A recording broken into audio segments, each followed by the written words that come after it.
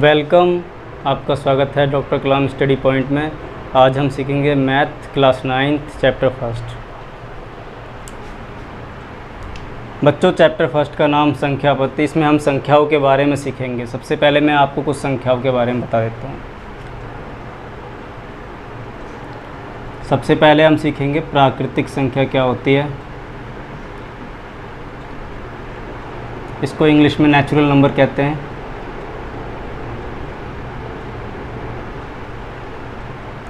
ये 1 से स्टार्ट होती है, 1, 2, 3, 4 और इस तरह से ये आगे बढ़ते हुए अनंत तक जाती है।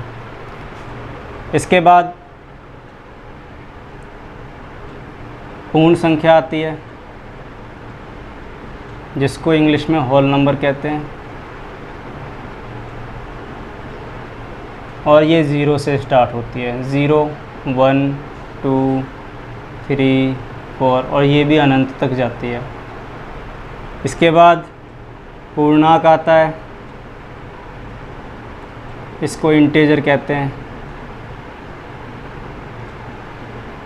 और ये बच्चों प्लस में भी होता है और माइनस में भी होता है।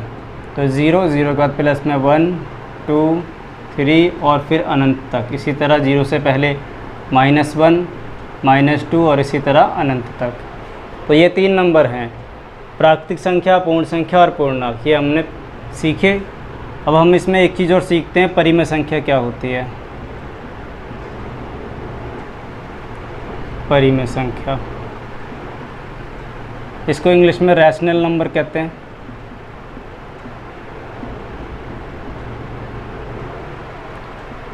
बच्चों, कोई भी संख्या जो P/Q की फॉर्म में होगी और जहाँ पर Q कभी भी 0 के इक्वल नहीं होगा, वो एक परिमेय संख्या होगी। तो आप ऐसे भी समझ सकते हैं कि जो संख्या अंश बटे हर के रूप में होती है वो एक परिमेय संख्या होगी, लेकिन शर्त ये है कि Q कभी भी 0 नहीं होना चाहिए। फॉर एग्ज़ाम्पल मैं यहाँ पर लिख देता हूँ 5/6, 7/9, 2/5, 1/5। इस तरह की जितनी भी संख्याएँ होंगी वो सारी की सारी परिमेय संख्याएँ होंगी। लेकिन अगर हमने कोई भी संख्या लिखी और उसके नीचे 0 लिख दिया, यानी हर में 0 लिख दिया, तो वो परिमेय संख्या नहीं होगी। अंश में 0 हो सकता है लेकिन हर में 0 नहीं होगा। ठीक है बच्चों, तो आपने ये परिमेय संख्या, पूर्णांक, पूर्ण संख्या, प्राकृतिक संख्या समझी। अब मैं इसको रफ कर देता हूँ और हम आगे बढ़ते हैं।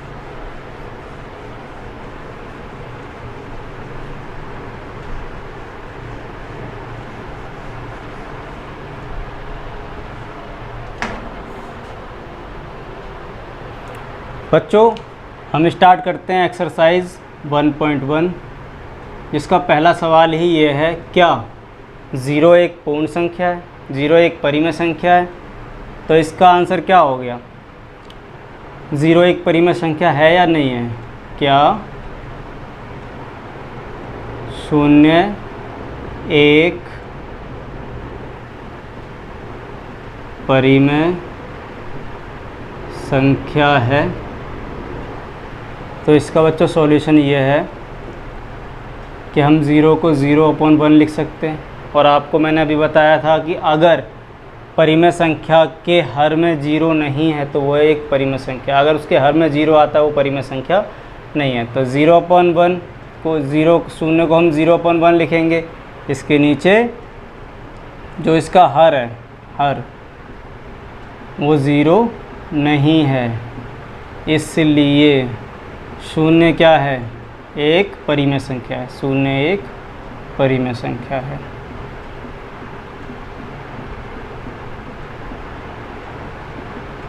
ठीक है बच्चों। क्वेश्चन नंबर सेकंड क्वेश्चन में कहता है 3 और 4 के बीच में 6 परिमेय संख्याएं बताइए।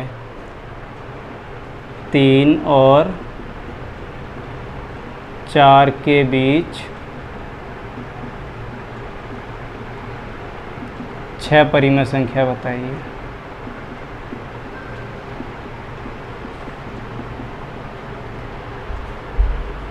तो बच्चों, हम 3 को क्या लिख सकते हैं? हम 3 को लिखेंगे 3/1 और 4 को लिखेंगे 4/1। ठीक है।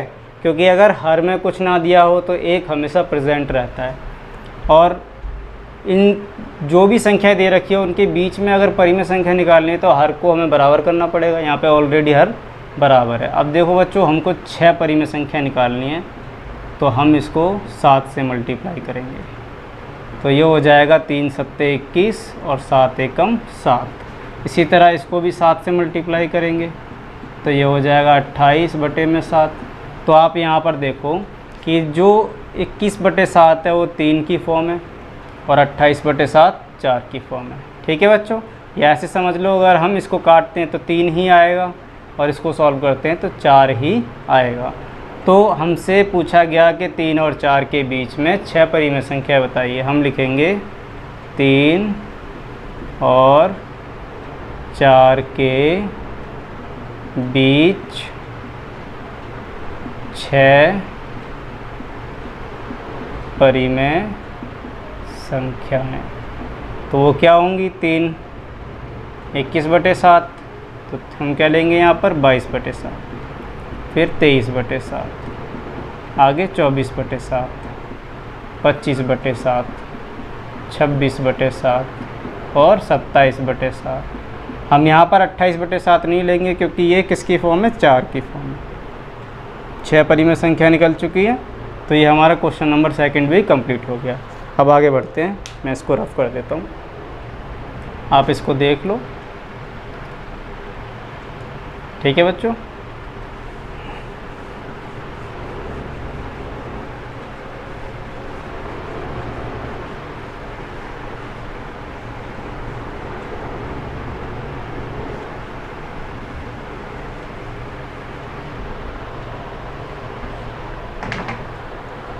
क्वेश्चन नंबर 3, जिसमें कहता है कि 3/5 और 4/5 के बीच में 5 परिमेय संख्या निकालिए। क्वेश्चन नंबर 3 क्या कहता है? 3/5 और 4/5 के बीच 5 परिमेय संख्या।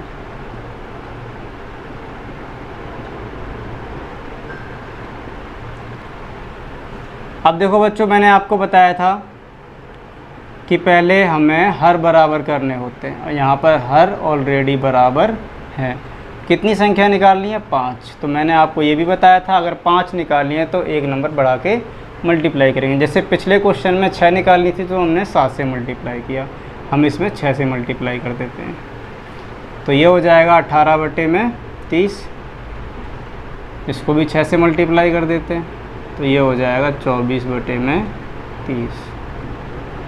ठीक है बच्चों, अब हम यहाँ लिख सकते हैं कि 3/5 और 4/5 के बीच 5 परिमेय संख्याएं।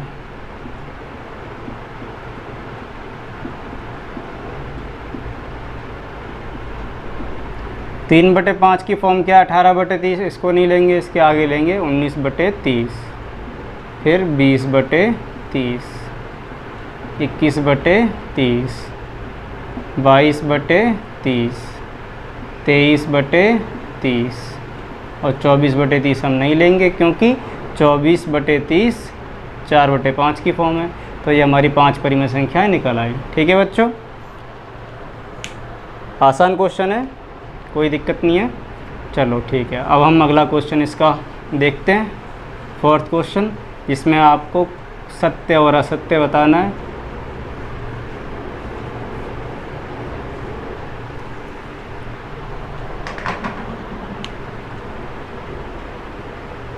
तो 4th का फर्स्ट पॉइंट, इसमें आपसे पूछा गया कि प्रत्येक प्राकृतिक संख्या एक पूर्ण संख्या है, बताना है सत्य है असत्य। प्रत्येक प्राकृतिक संख्या एक पूर्ण संख्या होती है। तो बच्चों समझो, प्राकृतिक संख्या किससे स्टार्ट होती है? 1 से स्टार्ट होती है, 1 2 और ऐसे अनंत तक जाती है। और जो पूर्ण संख्या होती है वो 0 से स्टार्ट होती है, 0 1 2 अनंत तक जाती है। तो ये कह रहा है प्रत्येक प्राकृतिक संख्या, जितनी भी प्राकृतिक संख्या है वो पूर्ण संख्या होती है। सोचो, क्या हर एक प्राकृतिक संख्या पूर्ण संख्या है? बताइए, क्या हर एक प्राकृतिक संख्या पूर्ण संख्या होगी? तो देखो ये प्राकृतिक संख्या इसके अंदर इंक्लूड होती हैं या नहीं होती हैं? तो प्राकृतिक संख्या पूर्ण संख्या के अंदर इंक्लूड होती हैं, इसलिए जितनी भी प्राकृतिक संख्या होंगी वो सारी की सारी पूर्ण संख्या भी होंगी। तो ये क्या है हमारा सत्य।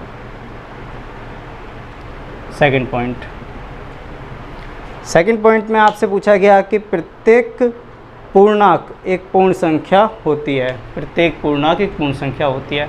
क्योंकि बच्चों पूर्णांक जो होता है वो नेगेटिव से पॉजिटिव की तरफ जाता है, लेकिन जो पूर्णांक पूर्ण संख्या होती है वो कभी भी नेगेटिव में नहीं होती, वो ज़ीरो से आगे बढ़ती है।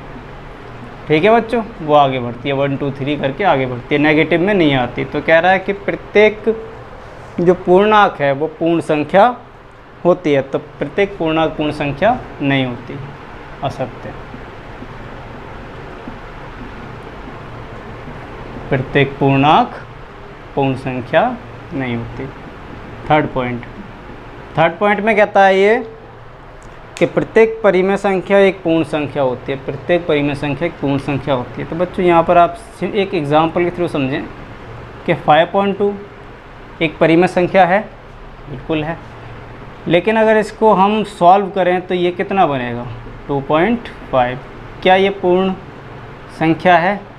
नहीं है, क्योंकि पूर्ण संख्या में कभी भी पॉइंट नहीं आता, कंप्लीट नंबर आता है, जैसे 1 2 3 4 5 एनीथिंग एल्स, लेकिन उसमें पॉइंट नहीं आता। परिमेय संख्या में पॉइंट आ जाता है, उसको हम अंशवट के रूप में लिख सकते हैं। तो ये भी क्या है असत्य, क्योंकि हर एक परिमेय संख्या पूर्ण संख्या नहीं होती है। ठीक है बच्चों, तो ये आपका 1.1 एक्सरसाइज कंप्लीट हुआ। उम्मीद है कि आपको समझ में आया होगा। बहुत आसानी से समझाया गया है, और थोड़ा ध्यान से समझेंगे तो सब कुछ समझ में आएगा।